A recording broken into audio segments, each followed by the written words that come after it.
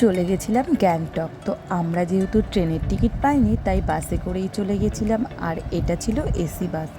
এই বাসগুলো তোমাদেরকে নিয়ে যাবে একদম শিলিগুড়ি, আর সেখান থেকেই কিন্তু তোমরা যে কোনো প্রাইভেট গাড়ি বা ভাড়া গাড়ি করে চলে যেতে পারো গ্যাংটক বা সিকিমের উদ্দেশ্যে। তো এই বাসের ভাড়া মোটামুটি 1500 থেকে 1700-র মধ্যে স্লিপার বাস। তো বাসটা মাঝরাতে এক জায়গায় দাঁড়াবে, সেখান থেকে তোমরা টয়লেটে যেতে পারো কিংবা তোমরা খাওয়া দাওয়াও করে নিতে পারো। তো সেরকমই একটি জায়গায় থেমেছিল, আর এখানে এসে আমরা মোটামুটি একটুখানি খাওয়া দাওয়া করে নিয়েছিলাম।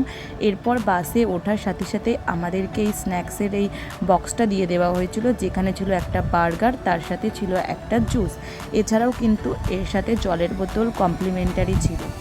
তো আমার সিটে যেহেতু আমরা দুজন ছিলাম, তো এখানে দুটো বক্স দিয়ে দিয়েছে। তো এরপর ঘুমিয়ে পড়েছিলাম, আর সকালবেলায়ও বাস আবার একটি জায়গায় এসে থেমেছে। তো সেখান থেকেই তোমরা আবারও ওয়াশরুম যেতে পারো, ফ্রেশ হয়ে নিতে পারো, এর সাথে কিন্তু চা কফি খেয়ে নিতে পারো।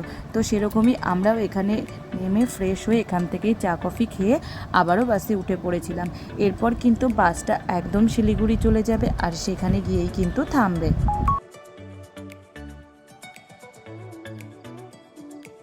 শিলিগুড়ি এসে তোমরা প্রচুর গাড়ি পেয়ে যাবে। তোমরা চাইলে শেয়ারে যেতে পারো, সেক্ষেত্রে 350-400 টাকা করে পার হেডে তোমাদের নিয়ে যাবে, অথবা তোমরা চাইলে যদি তোমরা অনেকজন মিলে যাও সেক্ষেত্রে একটা গাড়িকেই তোমরা রিজার্ভ করে সেই গাড়িতে করেই যেতে পারো।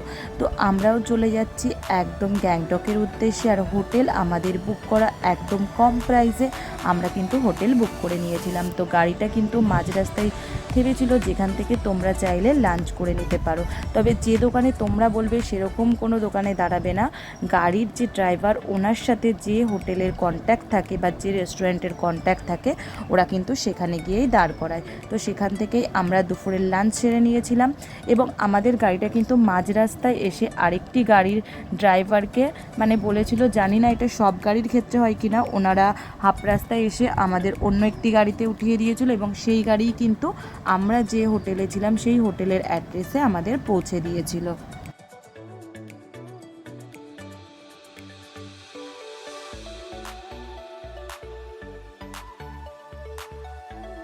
আমরা ছিলাম এই হোটেলে, এটার নাম হলো হোটেল 100 পেটালস। আমরা কিন্তু অনলাইন থেকে বুক করেছিলাম।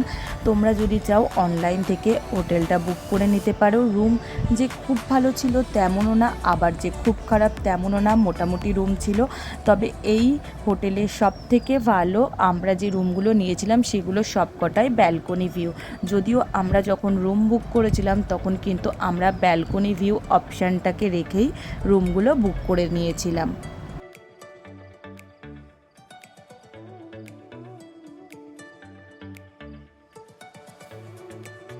হোটেলের রুমগুলো বেশ পরিষ্কার পরিচ্ছন্ন ছিল, এবং এই হোটেলগুলোর ভাড়া মোটামুটি 1400-1500 এরকম। তো একটা রুমে যেহেতু দুজন থাকে, সেই হিসেবে পার পার্সন কিন্তু 700-750-র মধ্যে কিন্তু এই হোটেল রুমগুলো পাওয়া যায়। আর এই দেখো, ব্যালকনি থেকে কিন্তু দুর্দান্ত ভিউ ছিল। এছাড়াও ওয়াশরুম এবং বেডরুম দুটোই কিন্তু বেশ নিট অ্যান্ড ক্লিন ছিল।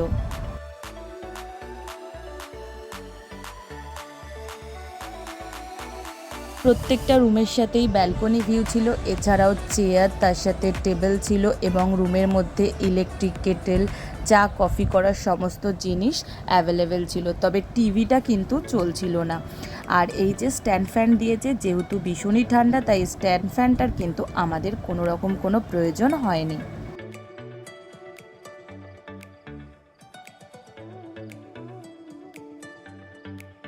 এরপর আমরা চলে গেছিলাম লাঞ্চ করতে। তো এটা হলো এই হোটেলের ডাইনিং এরিয়া, বেশ সুন্দর সাজানো গোছানো। এখানে আমরা খাবারের অর্ডার দিয়েছিলাম। এখানে দিয়েছিলাম ফ্রায়েড রাইস, তার সাথে দিয়েছিলাম চিলি চিকেন। এছাড়াও আমরা এখানে ডাল আর সাদা ভাতের অর্ডারও দিয়েছিলাম। খাবারের কোয়ালিটি এবং কোয়ান্টিটি দুটোই খুব ভালো, তবে দামটা কিন্তু অনেকটাই বেশি।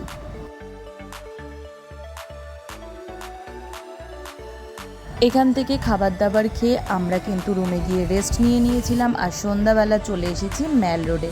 তো এখানটায় একটু ঘোরাফেরা করবো, আর আমরা আস্তে আস্তেই হালকা বৃষ্টি পড়া শুরু হয়েছে, যদিও বৃষ্টিটা খুব একটা জোরে ছিল না, তাই আমরা বেশ ঘুরতে পেরেছি।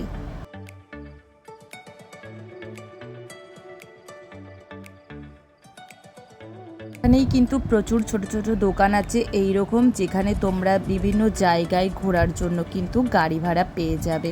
তো এই সব দোকানে কন্ট্যাক্ট করেই কিন্তু তোমরা গাড়ি বুক করে নিতে পারো এখানকার সাইট সিনগুলো করার জন্য। গ্যাংটক এসেছি, মোমো তো খেতেই হবে, তো এখান থেকেই কিন্তু আমরা মোমো নিয়ে নিয়েছিলাম। তবে তোমাদের একটা কথাই বলবো, এখানে কিন্তু যে রেস্টুরেন্টেই খাবে তোমরা একটু মেনু কার্ড দেখে নিয়ে খাবে, কারণ এখানে কিন্তু প্রচুর রেস্টুরেন্টে পর্ক, বিফ এগুলো পাওয়া যায়। তো তোমরা যারা এগুলো খাবে না তারা কিন্তু মেনু কার্ডটা আগেই চেক করে সেই সমস্ত রেস্টুরেন্টে ঢুকো। এরপর আমরা কিন্তু এই গ্যাংটক স্পেশাল ফুচকা খেয়ে নিয়েছিলাম, তবে এই ফুচকাটা আমার কাছে খুব একটা ভালো লাগেনি। এই যে এই রেস্টুরেন্টটাতে আমরা ঢুকেছিলাম, তবে ঢুকেই আমাদের খাবার ইচ্ছেটা একদম শেষ হয়ে গেছিলো, কারণ এখানকার মেনু কার্ডে দেখলাম বিফ পাওয়া যাচ্ছে, আর যেহেতু বিফ পাওয়া যাচ্ছে সেহেতু আমরা কেউ কিন্তু এই রেস্টুরেন্ট থেকে খাবো না। তো আমরা রেস্টুরেন্টে ঢুকে মেনু কার্ড দেখে বেরিয়ে চলে এসেছিলাম। তোমরাও কিন্তু গেলে যে কোনো রেস্টুরেন্টের মেনু কার্ডটা একবার চেক করে তারপর কিন্তু সেই রেস্টুরেন্টে খাওয়া দাওয়া করো।